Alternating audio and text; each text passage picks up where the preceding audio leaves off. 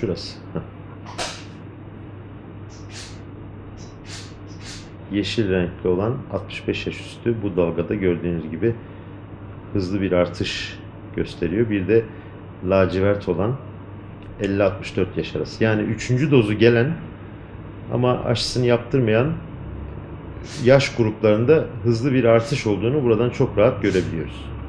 Ama daha önceki İngiltere varyantında bakın burada çok rahat görüyorsunuz. 65 yaş üstü çok altlardaydı.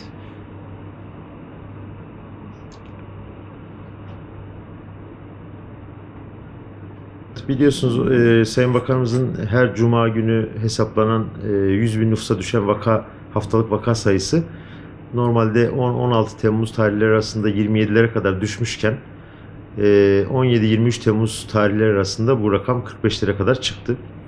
Hatta bir sonraki hafta yani 23 Temmuz'dan sonraki bugüne kadar da şu anda öngörümüz bugün ve yarın rakamlarıyla birlikte bu rakamın yaklaşık 90'lara yani 100 bin nüfusta haftalık vaka sayısının 190'lara çıkacağını öngörüyoruz. Bugünkü ve yarınki rakamları da eklediğimizde.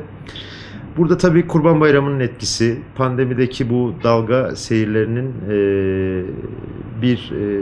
farklı bir seyirde. Yani bazen gerçekten çok ciddi önlemler alındığı zaman, kapanmalar olduğu zaman da artışı görüyoruz ama buradaki artış biraz daha hızlı çünkü gerçekten Kurban Bayramı'nda maalesef tedbirleri elden bıraktık. Geçen Kurban Bayramı'nda olduğu gibi ve bu da vaka sayılarının çok hızlı bir şekilde yani bir haftada %100 bir artış olduğunu gördük.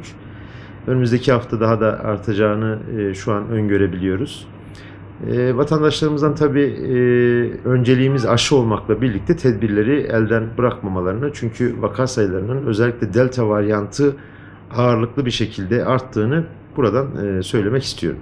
Şu an Malatya genelinde 18 yoğun bakım hastamız var. Bunun maalesef 5 tanesi entübe.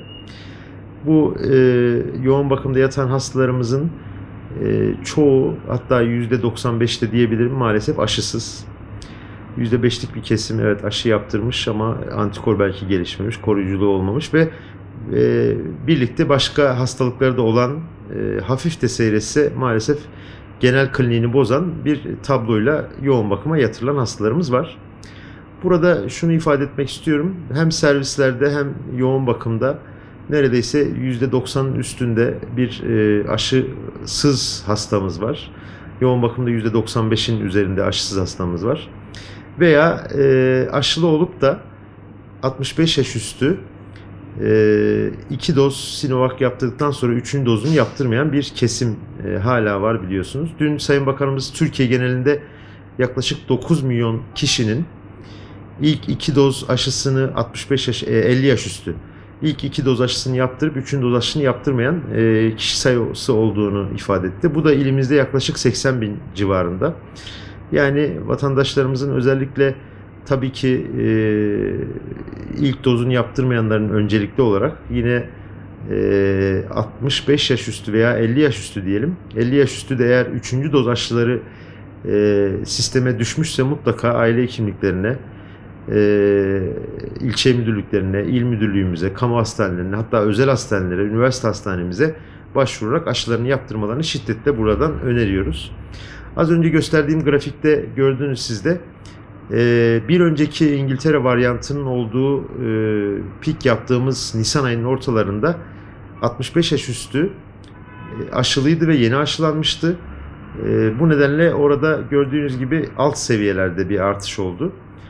Daha çok aşılanmamış bir genç kesimde artış olmuştu. Ama şu anda yine bu dalganın başlangıcındayız. 4. dalga diyoruz. Delta varyantının oluşturduğu. Burada yine yeşil renkle gösterilen 65 yaş üstünün ve lacivertle gösterilen 50-64 yaş arasının daha fazla arttığını görüyoruz. Çünkü burada maalesef dediğim gibi ilimizde 80 bin kişi 3. doz aşısı geldiği halde aşısını yaptırmayan bir kesim var. Zaten daha önceki birçok çalışmada da gösterildi. Aşının etkinliği belli bir süre sonra, özellikle 6 aydan sonra antikor seviyelerinin düştüğünü çok iyi biliyoruz ve bu da bize şu an onu gösteriyor. Tabii bundan daha önemlisi bir aşı yaptırmayan %40'lık bir kesim var. Biliyorsunuz Sayın Bakanımız açıklıyor. Her gün hem vaka sayısını hem de il il tek doz da olsa aşısını yaptırmış vatandaşlarımızın sayısını, oranını belirtiyor. Bizim şu anda hedef nüfusumuz yaklaşık 600 bin ve %60'ı dün tam %60'tı dün akşam itibariyle %60'ı tek dozda olsa aşısını yaptırmış. Bugünlerde bir yoğunluk var yine çünkü ikinci dozlar başladı. O ilk dozu yaptıranların ikinci doz zamanları geldi, özellikle 18 yaş üstünün. Şimdi bir yoğunluk var ama hala o yoğunluk sadece ikinci dozunu yaptıranlarda. İlk dozunu yaptırmayan bir %40'lık kesim var.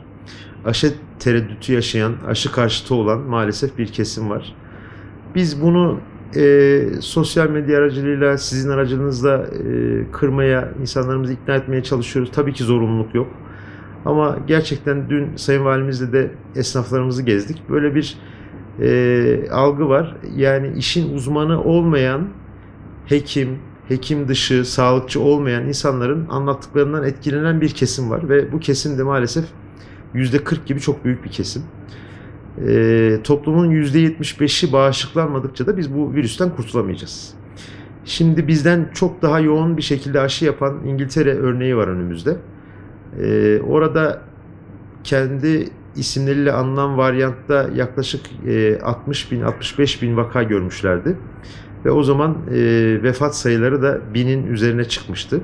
Ama bu Delta varyantının yaşandığı sürede İngiltere'de gerçekten 50 binlere kadar çıktılar ve vefat sayıları 70-80'leri geçmedi günlük. Yani aşının çok büyük etkili olduğunu gösteren bir ülke şu anda bize İngiltere. Biz de %60'lara ulaştık ama bu hala düşük bir rakam. Toplumun %75'i bağışıklanmadıkça, hatta 2 dozunu yaptırıp belli bir süre geçmedikçe maalesef aşının tam koruyuculuğu olmuyor. Az önce de ifade ettiğim işte yoğun bakımda yatan hastalarımızdan bu çok rahat görülebiliyor.